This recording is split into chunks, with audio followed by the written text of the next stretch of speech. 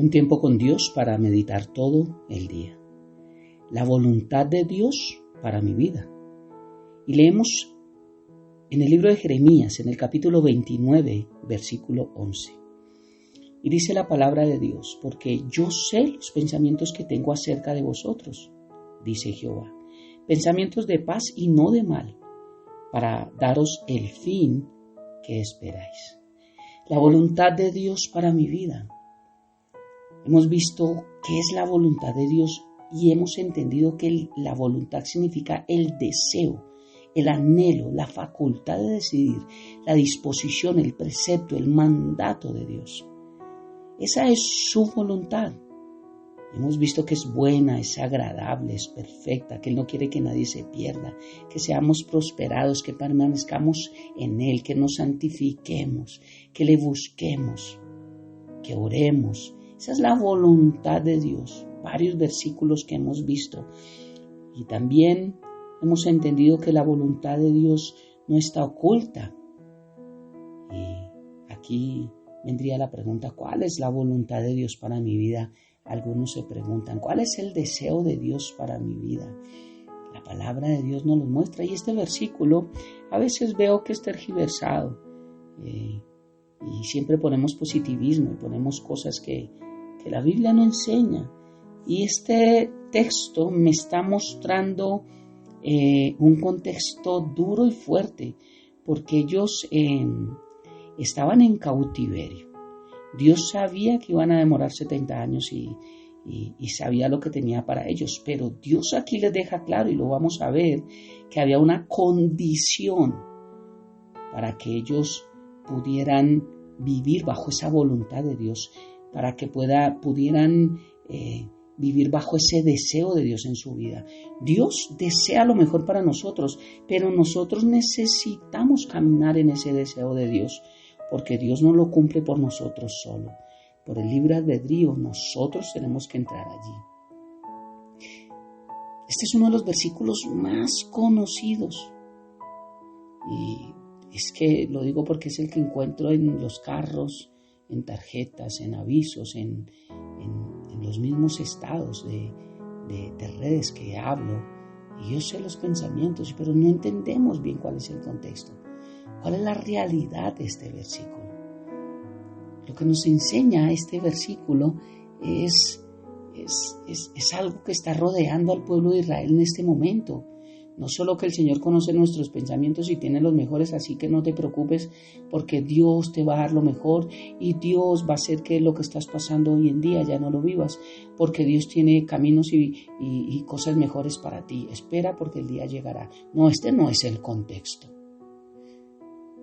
Voy a tratar de explicar un poco en estos minutos de este tiempo con Dios para meditar todo el día. Y para eso necesitamos empezar a entender quién era Jeremías. ¿Por qué escribe esta carta? ¿Por qué profetiza esto? Y es que Jeremías fue un profeta que sirvió durante los últimos días, antes de que los babilonios llevaran a Judá al exilio. Su ministerio continuó durante gran parte del tiempo en que los judíos permanecieron en el exilio, en cautiverio. El libro de Jeremías es una colección de palabras proféticas que Dios habló por medio de Jeremías a lo largo de su ministerio. El capítulo 29, precisamente que estamos leyendo, registra una carta que el profeta escribió al pueblo de Israel cuando estaban en cautiverio. Estaban viviendo ya en Babilonia. Cuando vemos versículo 1 al 3 de capítulo 29, dice la palabra de Dios: estas son las palabras de la carta que el profeta Jeremías envió a Jerusalén a los ancianos que habían quedado de los que fueron transportados, y a los sacerdotes y profetas y a todo el pueblo que Nabucodonosor llevó cautivo de Jerusalén a Babilonia.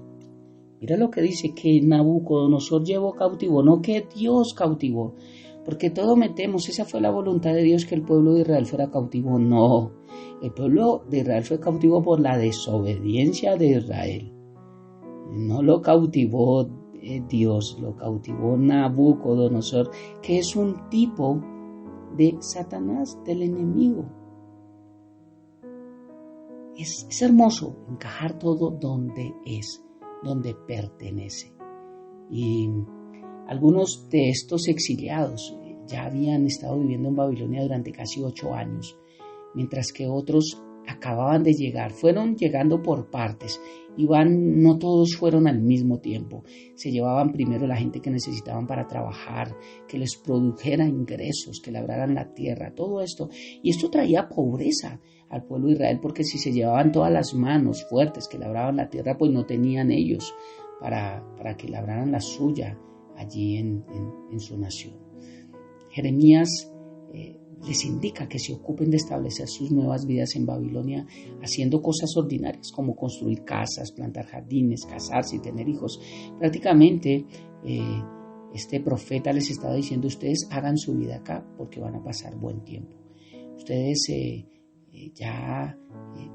arranquen, avancen, no se estanquen, continúen, están exiliados, están bajo cautiverio, pero ustedes tienen que avanzar en su vida, sigan en su proceso.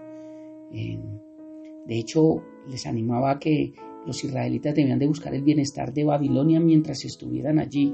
Mira el versículo 4 al 7, dice: así ha dicho Jehová de los ejércitos, Dios de Israel, a todos los de la cautividad que fueron transportados de Jerusalén a Babilonia: edifiquen casas y habítenlas, planten huertos, coman del fruto de ellos, cásense, engendren hijos e hijas, den mujeres a vuestros hijos y den maridos a vuestras hijas para que tengan hijos e hijas, y multiplicaos ahí y no se disminuyan, sino crezcan.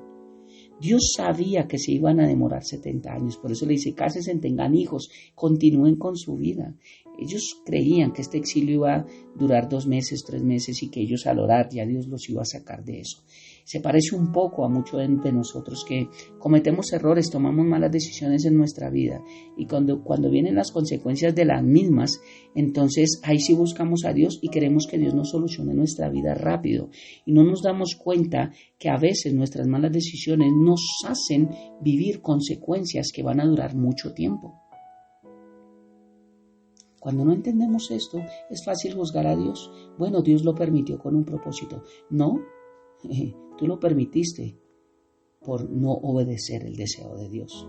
Y tienes que sufrir la consecuencia. Recuerda, todo lo que el hombre sembrare, eso mismo cosechará. Qué hermoso este versículo y el contexto que estamos dando un poco acá. Jeremías también le decía que debían ignorar a los falsos profetas que afirmaban que el exilio sería breve porque Dios no les había hablado ni enviado.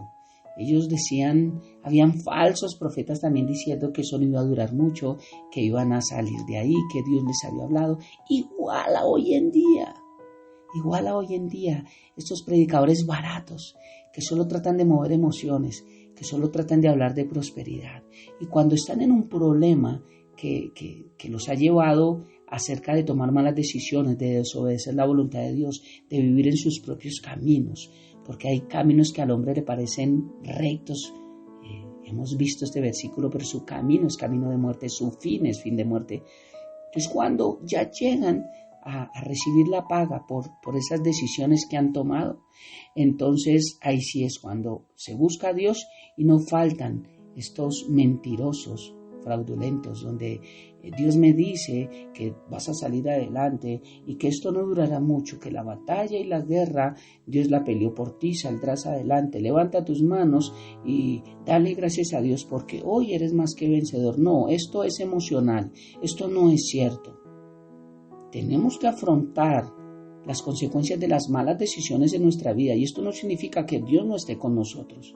Dios está con nosotros, pero por ser justo, Él no va a dejar que todas nuestras malas decisiones no tengan consecuencias, porque eso sería un padre alcahuete. Él ya estuvo allí en la cruz, intermediando por la ira de su Padre hacia el pecado de nosotros. Nos justificó para tener vida eterna, pero las consecuencias por el pecado y las malas decisiones las tenemos que asumir. Aquí le está hablando Dios a través del profeta que tenían que ignorar a estos falsos profetas del versículo 8 al 9 dice, porque así ha dicho Jehová de los ejércitos, Dios de Israel, no os engañen vuestros profetas que están entre vosotros, ni vuestros adivinos, ni atendáis a los sueños que soñáis, porque falsamente os profetizan ellos en mi nombre. Yo no los he enviado, ha dicho el Señor. ¡Wow! ¡Qué hermoso es esto! Dice que los ignoren. En lugar, dice que el exilio duraría 70 años. Y solo entonces Dios cumpliría su promesa y los traería de regreso a su territorio. El versículo 10 dice, cuando en Babilonia se cumplan los 70 años, yo los visitaré y despertaré sobre vosotros mi buena palabra para hacerlos volver en este lugar. El Señor les dio el tiempo. Porque yo sé los pensamientos que tengo acerca de vosotros, pensamientos de paz y no de mal. ¿Cuál es la voluntad de Dios para mí? Esta. Pero necesito caminar en su voluntad, en su deseo. Porque yo sé los planes que tengo para ustedes. Dios promete cumplir nuestros planes de hacer el bien a su pueblo y los planes que Él tenía hacia el pueblo, los planes que tiene para nosotros de bien. La naturaleza de los planes de Dios siempre son de bien y de paz, no de mal, no de muerte. La respuesta está en estos versículos. En el versículo 12 al 14 dice, ustedes me invocarán y vendréis y oraréis a mí y yo los oiré y me buscaréis y me hallaréis porque me buscaréis de todo vuestro corazón y seré hallado por vosotros, dice Jehová, y haré volver vuestra cautividad y os reuniré de todas las naciones, de todos los lugares donde os arrojé, dice Jehová, y os haré volver al lugar donde os hice llevar. Mira, qué hermoso es lo que nos dice el Señor, que Dios dice, me hallarán, pero hay una condición. Me buscarán y me hallarán porque me buscarán de todo corazón. El Señor no dijo que sus pensamientos y sus caminos estarían en nuestra vida así nomás. Él dijo que teníamos que buscarlo y lo hallaríamos, pero cuando le buscáramos de todo nuestro corazón. Entonces, esta promesa para el pueblo de Israel, en este tiempo de cautividad, de problemas, donde Dios les da una promesa y le dice, si ustedes me buscan de todo corazón, me van a hallar. Esto era para el pueblo de Israel, pero la pregunta es, ¿también es para nosotros? La respuesta es sí. El plan de Dios es para todo hijo de Dios, para todo creyente, porque a nosotros, bajo el nuevo pacto, nos prometió llevarnos a cielos nuevos y a tierra nueva. A ellos les prometió la tierra prometida. Es igual.